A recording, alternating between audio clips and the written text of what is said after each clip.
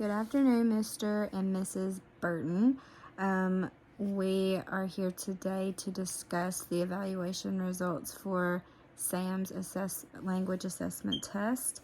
As you remember, prior to this, we did get consent for evaluation because there was some concerns about his language performance in the classroom.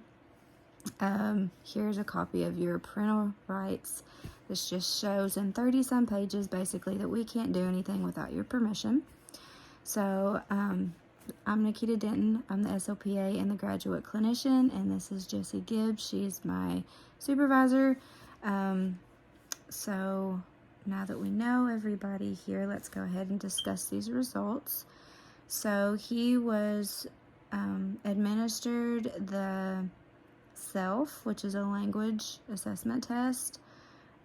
His core language was a 54, and his receptive language was a 44, expressive language was a 63, and his language memory was a 54. So he did the best in expressive language, but all of that was under the second percentile. So his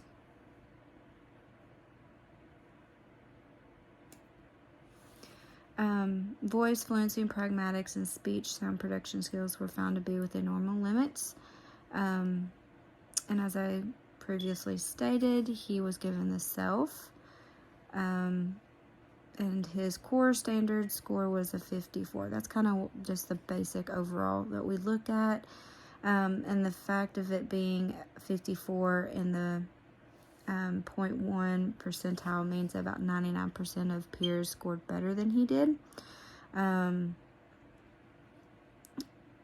So notable strengths of his included using words as concepts with broad generic applications rather than like it being concrete, and identifying and understanding relationships between words.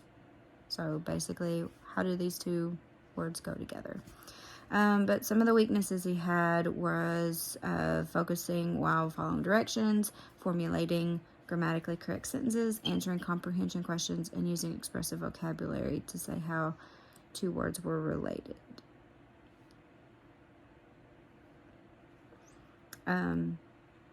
So based on his scores, it is shown that he has a severe language deficit, and it's recommended that he get speech and language services, and the rest of the ARC agrees with this. Of course, it is your decision, and if you decide, we will get consent for services before you leave. It does show that he has an adverse effect. His language errors have an adverse effect on his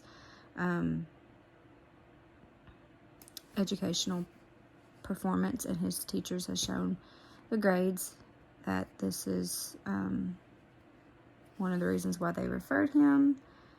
So yeah, if you have any questions, or if you have any questions later, you can contact me or Miss Gibbs, and if not, we'll get to signing the papers.